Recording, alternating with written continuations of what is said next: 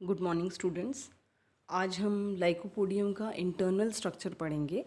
पिछले वीडियो में मैंने आपको लाइकोपोडियम कौन क्या क्लासिफिकेशन है लाइकोपोडियम का, मॉर्फोलॉजी कैसी है, स्टेम, रूट, लीव्स बाहर से देखने में किस प्रकार का दिखता है, वो सारे कैरेक्टर्स हमने डिस्कस करे थे। आज हम इंटरनल स्ट्रक्चर, आंतरिक संरचना जो है लाइकोपोडियम की वो किस प्रकार से है वह आज हम इस वीडियो में देखेंगे। तो सबसे पहले हम देखते हैं स्टेम का स्ट्रक्चर। स्टेम जो है, अगर आप किसी भी किसी भी प्लांट के स्टेम, रूट या लीव्स का इंटरनल स्ट्रक्चर देखना चाहते हैं तो आपको ये पता होना चाहिए कि टिश्यू सिस्टम जो होता है उसको हम 3 भागों में विभाजित कर सकते हैं। पहला भाग होता है एपिडर्मल टिश्यू सिस्टम, दूसरा भाग होता है ग्राउंड टिश्यू सिस्टम और तीसरा भाग होता है आपका वस्कुलर टिश्यू सिस्टम। तो 3 पार्ट के अंदर आप रूट हो चाहे लीफ हो चाहे स्टेम हो उसको आप डिवाइड कर सकते हो। उस तरीके से उस टीएस को, सेलुलर डायग्राम को देख सकते हो। जैसे कि इसमें भी अगर हम देखते हैं तो आप देखेंगे एपिडर्मिस है, यहाँ पर ब्रॉड कॉर्टेक्स है और अंदर सेंट्रल स्टील यहाँ पर मौजूद है। अब एपिडर्मिस जो है, आप अगर देखते हैं इसमें डायग्राम में, आपको दिखाती हूँ मैं। डायग्राम में अगर आप देखते हैं तो ये जो बिल्कुल बाहर की जो लेयर है, दिस इज़ एपिडर्मिस, लेवल भी कर रखा है। इसके बाहर एक वैक्सी कोटिंग प्रेजेंट होती है आउटर साइड में, जिसको कि हम क्यूटिकल कहते हैं। तो उस वो प्रोटेक्शन प्रोवाइड करती है और इवन जो एपिडर्मिस है उसका काम भी प्रोटेक्शन प्रोवाइड करना है। कहीं कहीं पे आपको स्टोमेटास भी दिखाई देते हैं फॉर गैसियस एक्सचेंज, वह भी एपिडर्मिस में ही लगे हुए होते हैं। तो सबसे फर्स्ट जो सिस्टम था जो मैंने आपको बताया था एपिडर्मल टिश्यू सिस्टम। तो एपिडर्मल टिश्यू सिस्टम के तहत यहाँ पर आपको एक लेयर दिख रही है सेल की, ओनली आउटर मोस्ट लेयर दिख रही है और इस आउटर मोस्ट लेयर में थिक क्यूटिकल है। इसके ऊपर एक थिक क्यूटिकल कवरिंग है, प्रोटेक्टिव कवरिंग लगी हुई है और इसी एपिडर्मिस में स्टोमेटास भी प्रेजेंट होते हैं for gaseous exchange. Next layer देखते हैं। नेक्स्ट लेयर क्या है? कॉर्टेक्स आएगी नेक्स्ट लेयर। कॉर्टेक्स जो है ब्रॉड है, बहुत चौड़ा है, होमोजीनस हो सकता है। होमोजीनस मतलब कॉर्टेक्स में जितने भी सेल पाए जाएं अगर सारे ही समान हैं then the cortex is homogeneous. या फिर डिवाइड भी हो सकता है डिफरेंट लेयर्स में। जैसे कि इस डायग्राम में अगर आप देखेंगे तो इसमें आपको 3 लेयर्ड कॉर्टेक्स दिखाई देता है। देखिए आप, ये है आपका outer most layer of cortex, ये है middle layer of cortex and ये है inner most layer of cortex. तो इस तरीके से यहाँ पर 3 में कॉर्टेक्स जो है वह डिवाइडेड है। तो 3 में अगर डिवाइडेड है तो उसके सेल टाइप भी अगर आप देखेंगे तो सेल का टाइप भी अलग अलग है। जैसे कि आउटर कॉर्टेक्स और ये आपका इनर कॉर्टेक्स जो है वह स्क्लेरेनकाइमा सेल्स का बना हुआ है, जो कि थिक वॉल्ड सेल्स होते हैं, लिग्निफाइड सेल्स होते हैं, उस सेल का बना हुआ है। आप देख रहे हैं ड्रॉ करने में भी ये डबल लाइनिंग सेल बनाए हुए हैं। इट मीन्स ये ऐसे जो सेल हैं वह थिक वॉल्ड सेल होते हैं। बीच वाली जो लेयर है यहाँ पर, मिडिल लेयर जो है, वहाँ पर आप देखेंगे पैरेनकाइमेटस सेल का बना हुआ है middle layer, thin walled cell का बना हुआ होता है ये, और इंटरसेलुलर स्पेसेस भी कहीं कहीं पे मौजूद हो सकती हैं। तो अगर होमोजीनस होता है कॉर्टेक्स, होमोजीनस मतलब अगर सारे ही सेल समान हैं, अगर समान हैं तो पैरेनकाइमा सेल्स का बना हुआ होता है कॉर्टेक्स, और अगर समान नहीं है तो इस तरीके से लेयर स्ट्रक्चर आपको मिल सकता है जहाँ पर आउटर, मिडिल और इनर लेयर्स दिखाई देती हैं। और इन तीनों लेयर्स में से आउटर और इनर लेयर स्क्लेरेनकाइमेटस है और बीच की जो लेयर है, मिडिल लेयर जो है, वह पैरेनकाइमेटस होती है। आगे देखते हैं। कॉर्टेक्स के बाद जो लेयर आपको दिखती है उसको एंडोडर्मिस कहते हैं, जो कि सिंगल लेयर्ड है, सिंगल सेल की बनी हुई होती है। नेक्स्ट अगर आप देखते हैं तो कॉर्टेक्स के अंदर थिन वॉल्ड सेल्स मौजूद होते हैं और एक लेयर और होती है जिसको हम कहते हैं पेरीसाइकिल। अगर हम फिगर को वापस से देखें तो आप देखिए ये 2 लेयर आपको अलग से यहाँ पे दिखाई दे रही होगी, एक एंडोडर्मिस है और एक पेरीसाइकिल है। ठीक है, ये देखिए लिखा हुआ भी है एंडोडर्मिस एंड पेरिसाइकिल।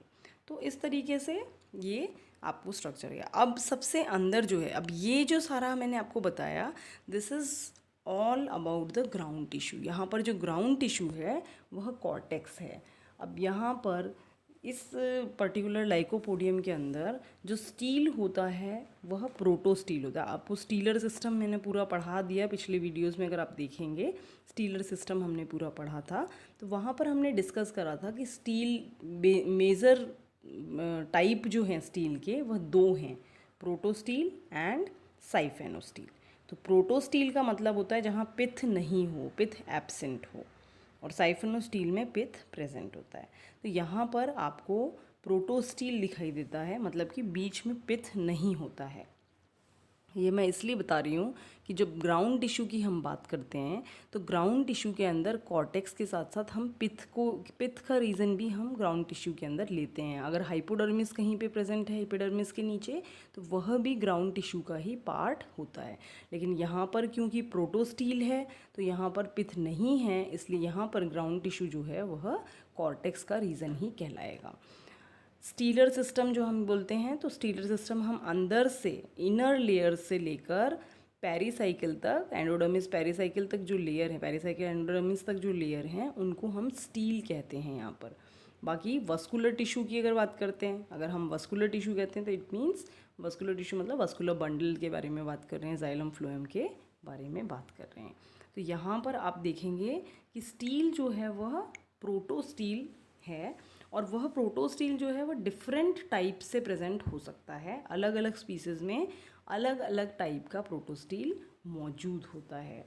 कैम्बियम यहाँ पर एब्सेंट है। कैम्बियम वह लेयर है, मेरिस्टेमेटिक लेयर है, जो कि सेकेंडरी ग्रोथ के लिए रिस्पॉन्सिबल होती है, जो कि सेकेंडरी ग्रोथ करती है। तो मेरिस्टेमेटिक होती है मतलब जिसके सेल डिवाइड कर सकते हैं। डिवाइड कर सकते हैं से मतलब है कि जब भी कोई प्लांट बनता है तो उसके अंदर प्राइमरी स्ट्रक्चर बनते हैं पहले, फिर सेकेंडरी स्ट्रक्चर बनते हैं। तो जो भी सेकेंडरी स्ट्रक्चर बनता है वह कैम्बियम की सहायता से ही बनता है। तो जब कैम्बियम ही यहाँ पर नहीं प्रेजेंट है, इसका मतलब सेकेंडरी ग्रोथ भी यहाँ पर नहीं पाई जाती है। अब हम देखते हैं प्रोटोस्टील जो है वह किस किस प्रकार से यहाँ पर आपको अलग अलग तरीके से प्रोटोस्टील दिखाई देते हैं। पहले हम उस फिगर को देख लेते हैं जो स्टेम का आप फिगर देख रहे थे। इसके अंदर अगर आप देखते हो तो आप देखिए इसमें आपको प्लेट्स नज़र आएंगी। ये एक जाइलम की प्लेट है, ये एक प्लेट है, ये एक प्लेट है। तो प्लेट प्लैक्टोस्टील इसका नाम है। प्लेट वाइज आपको दिखाई देगा, डिफरेंट प्लेट्स रखी हुई हैं जाइलम की, और उन प्लेट्स के बीच का एरिया जो है, ये एरिया जो है, ये एरिया जो है, दिस इज़ फ्लोएम। ये फ्लोएम है और प्लेट जो है वह जाइलम है। तो इस तरीके से आपको नज़र आता है इसके अंदर। अब हम चलते हैं कि आपको जो मैंने बताया प्लेक्टोस्टील, उस डायग्राम में हमने देखा तो प्रोटोस्टील का टाइप है प्लेक्टोस्टील। तो मैंने आपको स्टीलर सिस्टम में ये सारे टाइप्स बताए थे। एक बार फिर हम दोहराएंगे जो जो स्टील यहाँ पर हमें लाइकोपोडियम में दिखाई देते हैं। जैसे कि लाइकोपोडियम की एक स्पीसीज़ है लाइकोपोडियम सिरेटम। लाइकोपोडियम सिरेटम जो है उसके अंदर एक्टिनोस्टील पाया जाता है। अब एक्टिनोस्टील क्या है, जहाँ पर स्टीलर सिस्टम जो है वह स्टार शेप्ड जाइलम के साथ हो, जहाँ पर जाइलम स्टार शेप्ड अगर आपको दिखाई देता है, then that is this type of xylem is known as, this type of stele is known as actinostele. Radiating ribs आपको दिखाई देती हैं, जैसे कि जो पहला चित्र है ए पार्ट, ये एक्टिनोस्टील का एग्जाम्पल है। तो ये आपको रेडिएटिंग आर्म्स, यहाँ पर ये देखिए ये आर्म्स दिखाई दे रही हैं, और इन आर्म्स के अंदर आपको जाइलम दिखाई दे रहा है। ये बाहर छोटे सेल्स हैं, इट मीन्स ये आपको इस तरीके से छोटे सेल्स और अंदर की साइड में बड़े सेल्स जो हैं वह दिखाई दे रहे हैं। तो ये जो टाइप है आपको यहाँ पर, ये प्रोटोस्टील का टाइप आपको यहाँ पर नज़र आ रहा है। यहाँ पर फ्लोएम की अगर पोजीशन देखें तो जाइलम की जो रेडिएटिंग आर्म है उसके पास ही नेक्स्ट ऑल्टरनेटली ये प्रेजेंट है। यहाँ पर आपको फ्लोएम दिखाई दे रहा है, यहाँ पर सब जगह आपको फ्लोएम दिखाई दे रहा है। इवन प्रोटोजाइलम आपको बाहर दिख रहा है और मेटाजाइलम जो बड़े सेल्स हैं वह अंदर की तरफ दिखाई दे रहे हैं। तो इस तरीके से आप देखते हैं, तो इस तरीके से देखने से आपको एक्टिनोस्टील का डायग्राम देख के बात समझ में आ जाएगी कि किस तरीके से स्टार शेप्ड स्ट्रक्चर होता है और आर्म्स उसकी नज़र आती है आपको। सेकेंड एग्जाम्पल अगर आप इसमें देखते हैं तो ये है लाइकोपोडियम वॉल्यूबाइल। वॉल्यूबाइल जो है उसके अंदर आपको प्लेक्टोस्टील नज़र आता है, जैसा कि हमने पिछले चित्र में भी देखा था, वही प्लेक्टोस्टील आपको यहाँ भी नज़र आता है। आप देखिए प्लेट टाइप प्लेट्स हैं, ये डिफरेंट प्लेट्स हैं, किसकी, जाइलम की प्लेट्स हैं। और कहाँ एम्बेडेड हैं ये, फ्लोएम के अंदर, फ्लोएम में धसी हुई है, lying in the form of alternating plates in the voluble structure. ठीक है, तो प्लेट्स में एक आप मान सकते हैं कि ये प्लेट जाइलम की है, अब ये प्लेट जाइलम की, तो इसके बीच का जो पोर्शन है दिस इज़ फ्लोएम। तो इस तरीके से जाइलम और फ्लोएम यहाँ पर प्लेट फॉर्म में अरेंज्ड होते हैं, जिसको कि प्लेक्टोस्टील कहा जाता है। तीसरा एग्जाम्पल हम देखेंगे लाइकोपोडियम सेर्यूनम का। लाइकोपोडियम सेर्यूनम में मिक्स्ड प्रोटोस्टील होता है, जहाँ पर कि कोई पैटर्न फॉलो नहीं हो रहा, जहाँ पर कि बिखरे हुए आपको ये जाइलम के पीसेस, जाइलम का ग्रुप ऑफ सेल्स जो है वह आपको फ्लोएम के अंदर एम्बेडेड धसा हुआ नज़र आएगा। पूरा फ्लोएम आपको डॉटेड जो स्ट्रक्चर है ये सारा फ्लोएम है, और ये जो सेलुलर पार्ट आपको दिख रहा है ये सब जाइलम है। तो जाइलम के छोटे छोटे टुकड़े, छोटे छोटे ग्रुप्स जो हैं वह फ्लोएम के अंदर धसे हुए होते हैं। तो इस तरीके से 3 डिफरेंट टाइप के स्टील हमने यहाँ पर देखे। प्रकार आप बोल सकते हो, प्रोटोस्टील के 3 प्रकार यहाँ पर मौजूद हैं। एक्टिनो स्टील आपने देखा, प्लेक्टोस्टील आपने देखा, और मिक्स्ड प्रोटोस्टील आपने यहाँ पर देखा। ये जो चौथा डायग्राम, बी डायग्राम आप देख रहे हो, ये एक तरीके से ए से ही बना हुआ है। जब ये और ज़्यादा एक्सपेंशन होता है तो ये जो रिब्स हैं ये अलग अलग हो जाती हैं यहाँ पर। नेक्स्ट अब हम आते हैं लीफ के स्ट्रक्चर पे, कि लीफ जो है वो, स्टेम हमने पढ़ लिया, स्टेम का आपको बता दिया कि एपिडर्मिस कैसा होता है, कॉर्टेक्स रीजन कैसा होता है, एंडोडर्मिस पेरिसाइकिल की एक लेयर होती है, फिर प्लेक्टोस्टील या आपका एक्टिनोस्टील या फिर मिक्स्ड प्रोटोस्टील यहाँ पर पाया जाता है। पिथ नहीं होता है क्योंकि ये प्रोटोस्टील है, और कैम्बियम जो है एब्सेंट है, इसका मतलब सेकेंडरी ग्रोथ भी नहीं होगी। अब हम आते हैं लीफ के स्ट्रक्चर पे, कि लीफ जो है वो किस प्रकार से होती है यहाँ पर। तो लीफ के अंदर भी, जैसा कि मैंने आपको बताया था कि बेसिक स्ट्रक्चर जो है उसमें वो 3 टिश्यू सिस्टम के 3 पार्ट होते हैं। तो यहाँ पर भी बेसिक स्ट्रक्चर अगर आप देखते हैं तो यहाँ पर भी आपको एपिडर्मिस दिखाई देगा, ग्राउंड टिश्यू के नाम पर यहाँ पे आपको स्पॉन्जी पैरेन्काइमा दिखाई देगा, और एक सेंट्रल वस्कुलर स्ट्रैंड या वस्कुलर बंडल आपको यहाँ पर दिखाई देगा। तो हम देखते हैं इसको, स्ट्रक्चर को। देखिए, आप फर्स्ट अगर बाहर से शुरू करते हैं तो आप देखेंगे सबसे आउटर लेयर जो है, सिंगल लेयर आपको एपिडर्मिस दिखाई दे रही है। यहाँ पर भी क्यूटिकल की कवरिंग मौजूद है एपिडर्मिस पे, और आपको स्टोमेटास भी दिखाई दे रहे हैं। अब आप ध्यान दें तो आपको लीफ के दोनों ही सतह पर स्टोमेटा दिखाई दे रहे हैं, चाहे वह अडेक्शियल सरफेस हो, मतलब कि ऊपर वाली सतह हो, या अबैक्शियल सरफेस हो जो कि नीचे वाली सतह हो। मतलब डॉर्सल और वेंट्रल जो सरफेस हैं, ऊपरी और निचली जो सतह है लीफ की, दोनों ही सतह पे आपको स्टोमेटा दिखाई देता है। ये हो गई बाहरी जो कवरिंग है उसकी हमने बात करी। अब आते हैं हम इनर स्ट्रक्चर पे। इनर स्ट्रक्चर के अंदर आपको मीज़ोफिल सेल्स दिखाई देते हैं। आप आमतौर पे देखते हैं तो मीज़ोफिल सेल्स जो हैं वह दो प्रकार के सेल्स होते हैं मीज़ोफिल सेल्स में, Palisades parenchyma and spongy parenchyma. लेकिन यहाँ पर सिर्फ एक ही प्रकार के सेल्स मौजूद हैं जो कि क्या कहलाते हैं, स्पॉन्जी पैरेन्काइमा कहलाते हैं। ये इस तरीके के पैरेन्काइमेटस सेल हैं, थिन वॉल्ड सेल हैं, और दूसरा इनके अंदर देखिए एयर स्पेस प्रेजेंट है। ये जो ग्रीन ग्रीन पार्ट है this is intercellular air space present है। तो यह अनडिफ्रेंशिएटेड मीज़ोफिल सेल्स यहाँ पर प्रेजेंट होते हैं, जो कि एक तरीके से ग्राउंड टिश्यू का काम करते हैं। अब आते हैं वस्कुलर बंडल पे, वस्कुलर स्ट्रैंड पे। तो यहाँ पर आपको सिंगल एक बंडल दिखाई दे रहा है सेंटर में, जो कि कॉन्सेंट्रिक बंडल है। अब कॉन्सेंट्रिक बंडल का क्या मतलब होता है, बंडल आप हम जब एंजियोस्पर्म्स पढ़ते हैं नेक्स्ट ईयर में, तो आप देखेंगे वहाँ पर हम 3 प्रकार के बंडल आपको पढ़ाएंगे, radial type of bundle, conjoint type of bundle, और तीसरा प्रकार है कॉन्सेंट्रिक टाइप ऑफ बंडल। तो कॉन्सेंट्रिक जो बंडल है, आप देखना चाहें तो मेरा थर्ड ईयर का वीडियो डला हुआ है इसके अंदर, टाइप्स ऑफ वस्कुलर बंडल, उसको आप देख के ये चीज़ और समझ सकते हैं। यहाँ मैं आपको थोड़ा सा ये बता देती हूँ। कॉन्सेंट्रिक से मतलब होता है कि जाइलम सराउंड्स द फ्लोएम, कि जाइलम के चारों तरफ फ्लोएम लगा हो या फ्लोएम के चारों तरफ जाइलम लगा हो। दोनों कंडीशन जो है एंजियोस्पर्म में आपको दोनों कंडीशन मिल सकती है। लेकिन यहाँ पर आपको जो कंडीशन मिल रही है कॉन्सेंट्रिक में, वो यह कंडीशन मिल रही है कि जाइलम अंदर की तरफ है और जाइलम के चारों तरफ आपको फ्लोएम की लेयर दिखाई दे रही है। और ये एंडोडर्मिस जो है आपका, एंडोडर्मिस भी इसके चारों तरफ जो है सराउंड करता हुआ दिखाई दे रहा है। तो आप इसमें देखेंगे तो बीच का जो पोर्शन है, ये पोर्शन आपको जाइलम है, इसके बाहर की लेयर ये एक फ्लोएम है, ये वाली लेयर, और इसके बाहर आपका बंडल शीथ दिखाई देता है। तो इस तरीके से यह लीफ का हमने पूरा आंतरिक संरचना के बारे में पढ़ लिया।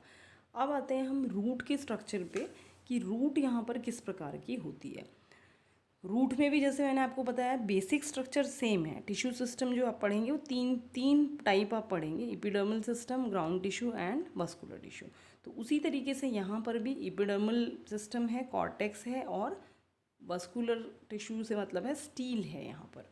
तो एपिडर्मिस जो है वह आउटर लेयर ही होती है। यहाँ पर भी आप देख रहे हैं आउटर लेयर ही बनी हुई है, ये आउटर लेयर एपिडर्मल लेयर है। इस एपिडर्मल लेयर में आपको दिख रहा होगा बहुत सारे रूट हेयर्स भी यहाँ पर मौजूद होते हैं। ये रूट हेयर्स का काम क्या होता है आपको पता है? काम जो है रूट का पानी को एब्जॉर्ब करना, सॉइल में जो पानी प्रेजेंट है, मिट्टी में जो पानी है उसका शोषण करके, अवशोषण करके ऊपर पहुंचाना। तो ऊपर जो ट्रांसपोर्टेशन ये करता है, तो अगर ज़्यादा रूट हेयर्स होंगे तो एब्जॉर्प्शन ज़्यादा होगा, सरफेस बढ़ जाएगा एब्जॉर्प्शन वाला, और ज़्यादा एब्जॉर्प्शन होने से ज़्यादा पानी ऊपर तक पहुंचाया जा सकता है। तो इसलिए रूट में बेसिकली रूट हेयर्स पाए जाते हैं। तो एपिडर्मिस जो है, ये रूट हेयर्स यहाँ से निकलते हैं। एपिडर्मल लेयर में ही रूट हेयर्स प्रेजेंट होते हैं। अंदर अगर आप एपिडर्मिस के अंदर की लेयर्स देखते हैं तो वो अंदर की लेयर्स जो हैं वो कॉर्टेक्स रीजन कहलाती है। कॉर्टेक्स रीजन आप देखिए यहाँ पर भी कॉर्टेक्स रीजन दो में विभाजित है। बाहर के जो सेल्स हैं वह थिक वॉल्ड सेल्स हैं, आउटर कॉर्टेक्स और इनर कॉर्टेक्स में विभाजित हैं। अगर आप ये डायग्राम देख रहे हैं तो अब आउटर कॉर्टेक्स जो है यहाँ पर थिक वॉल्ड सेल्स का बना हुआ है, मतलब स्क्लेरिफाइड सेल्स का बना हुआ है या स्क्लेरेनकाइमा का बना हुआ होता है। इनर जो कॉर्टेक्स है यहाँ पर वह पैरेनकाइमा का बना हुआ है, थिन वॉल्ड सेल्स का बना हुआ होता है। नेक्स्ट हम आते हैं, ये तो हो गया ग्राउंड टिश्यू के बारे में या कॉर्टेक्स के बारे में, कि कॉर्टेक्स यहाँ पे दो लेयर में बटा हुआ है, outer layer and inner layer. Outer layer sclerenchyma का बना हुआ है और इनर लेयर पैरेनकाइमा का बना हुआ है। अब आते हैं हम स्टीलर पार्ट पे, कि स्टील किस प्रकार का होता है। तो स्टील जो है यहाँ पर मोनार्क, डायार्क या ट्रायार्क कंडीशन हो सकती है। मोनार्क, डायार्क, ट्रायार्क का कंडीशन का मतलब होता है कितने वस्कुलर बंडल्स यहाँ पर मौजूद हैं। तो ये कंडीशन आप देख रहे हो, monarch type of vascular bundle यहाँ पे हैं विद 1, 2 और 3 प्रोटोजाइलम ग्रुप्स। जितने आपको यहाँ पे बंडल दिखाई दे रहे हैं उतने ही आपको यहाँ पर ग्रुप्स ऑफ प्रोटोजाइलम दिखाई दे सकते हैं। यहाँ अगर इस चित्र में आप देखते हैं तो इस चित्र में आपको सी शेप्ड या आप बोल सकते हो यू शेप्ड, आप ध्यान दें तो ये देखिए, ये जो जाइलम है ये सी शेप्ड या यू शेप्ड स्ट्रक्चर है, और इसके दोनों साइड यहाँ भी और यहाँ भी क्या प्रेजेंट है? प्रोटोजाइलम प्रेजेंट है।